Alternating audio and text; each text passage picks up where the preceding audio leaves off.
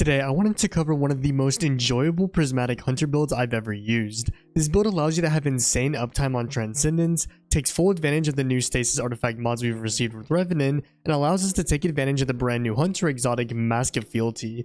I've been using this build a lot in the updated Onslaught and I've been having a blast, so I'm going to show you all how to set up the build, what weapons and mods I'm pairing with it, and what the combat flow for this build looks like. So with that being said, I'm SniperKH, be sure to follow the Twitch channel linked below to come catch me live, and without wasting any more time, let's get to it. So for starters, let's begin with how I have this build set up. As I mentioned in the intro, I'm going to be using the Prismatic subclass for Hunters, as I feel that we can add a lot more to a build rather than just locking Stasis. For starters, I'm running Silence and Squall for my super, as it's an effective super for ad clear. That being said, you could also choose to rock Golden Gun if you'd like to have a boss damage super instead.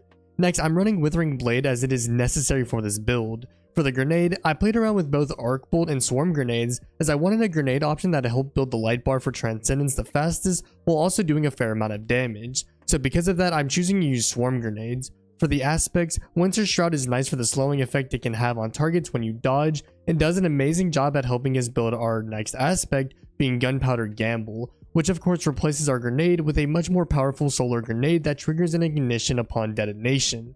Thanks to how often we'll be getting kills with Withering Blade, we'll be building Gunpowder Gamble at an incredible speed, allowing us to use it often. For the fragments, we can choose 6 different options thanks to our 2 aspects. So for fragment number 1, it will be Facet of Judgment to increase the ad clear capabilities of this build. Facet of Balance, as Gunpowder Gamble final blows will increase how much melee energy we get back. Facet of Devotion to try and build our light Transcendence bar as fast as possible. Facet of Purpose to get access to either Frost Armor or Restoration by picking up an Orb of Power. Facet of Ruin to increase the radius and damage of our Stasis Crystal Shatters and Ignitions. And Facet of Awakening to help us generate Stasis Shards. Alright, so now that we've covered the subclass layout, I want to discuss weapons, armor mods, and stats that you'll want to pair with this build. The most important part of this build, and the one thing you will absolutely need when putting this build together, is the new exotic Hunter helmet, Mask of Fealty. In case you don't know, Mask of Fealty will spawn a small Stasis Crystal wherever your Withering Blade hits, and also refund a portion of your melee energy. And if you destroy that Stasis Crystal with a Withering Blade, it will send smaller Withering Blades in all directions. In case you don't have this exotic yet, you can focus it once you reset the Cryptarch's rank once, with the focusing cost being 1 exotic Engram and 1 exotic Cypher.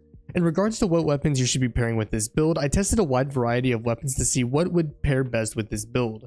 Considering the wide variety of Stasis mods we've received with Revenant via the artifact, I wanted to test some Stasis weapons. Unfortunately, I didn't notice any major bonuses from running a Stasis weapon with this build, and even found that it made the build feel a little more sluggish. If you do choose to run a Stasis weapon with this build to take advantage of the Stasis weapon mods, then I'd recommend pairing it with Icebreaker, especially if you have Icebreaker's Catalyst, since it gives Icebreaker great synergy with Stasis. When it comes down to what I used for this build, I found Lost Signal, Sunshot, and a bait and switch grenade launcher to be the best, as Sunshot will help build the light Transcendence bar faster, and having a bait and switch grenade launcher gives you a weapon that is proficient in boss killing, as that is where this build lacks. That being said, be sure to try a few different weapons to see what works best with you, as there are some combos that work well for this build. In regards to the mods and armor stats, let's talk about those next. For mods, I ran 2 copies of Hands-On on my helmet, as 2 mods would grant me bonus super energy on every melee kill, which allows you to help build your super at a ridiculous pace. For my gloves, I found running 2 copies of Heavy Handed and 1 copy of Momentum Transfer helped this build flow seamlessly. The 2 copies of Heavy Handed will allow you to generate an Orb of Power every 5 seconds with melee kills, and Momentum Transfer will grant you melee energy on grenade hits, which will be happening a fair amount with the help of our Swarm grenades and Gunpowder Gamble. For the chest piece, I ran whatever resistances were necessary for whatever activity I was running. For my legs, I found that 3 copies of Invigoration worked well, as it allowed me to build my melees back faster, as 1 Orb of Power will grant you 15% of your melee energy back, which is important to help you build your melees back as fast as possible. Finally, for our class item, running 2 Bomber mods will help us build our grenade back in order to take advantage of Momentum Transfer a little bit better. Additionally, I ran Powerful Attraction to collect Orbs of Power through my class ability. I do want to note as well that you can trade out 1 copy of Bomber for 1 copy of 1-2 Finisher to gain a massive chunk of your melee energy back, though it is worth noting that this mod will cost you 3 armor charges to activate and is a little unnecessary with the right armor stats. To continue with armor mods, you might recall that I mentioned that the mods from the seasonal artifact can boost this build to the next level. So the artifact mods that you'll want to run are Crystalline Converter to generate more stasis crystals when activating your melee by collecting stasis shards, Armor of Aramis to give yourself an extra line of defense from enemies when you reach critical health while Frost Armor is active, which will be frequently with this build, and Brain Freeze to increase your freezing potential. Additionally, with Revenant's release, we have the option of buffing our seasonal mods through tonics that we can brew at the tonic table. The tonic that would work best for this build will be the Refined Tonic of Protecting Frost, as it'll buff Armor of Aramis for a little over an hour, increasing the radius and strength of the freeze. If you do not have access to that tonic, then Potent Tonic of Protecting Frost, Potent Tonic of Stasis Crystallization, or Diluted Tonic of Protecting Frost will also help buff this build, though their buffs will be a little bit weaker than the Refined Tonic, and it will come with a shorter duration. That being said, the application of tonics to this build is completely optional and is not a make or break for this build, so don't stress it if you do not have access to any of those tonics. Next, let's cover armor stats and which ones to prioritize. It's important to focus on the right stats with this build to help take it to the next level. Because of that, when I was using this build, I prioritized resilience and strength as the two stats to have at tier 10.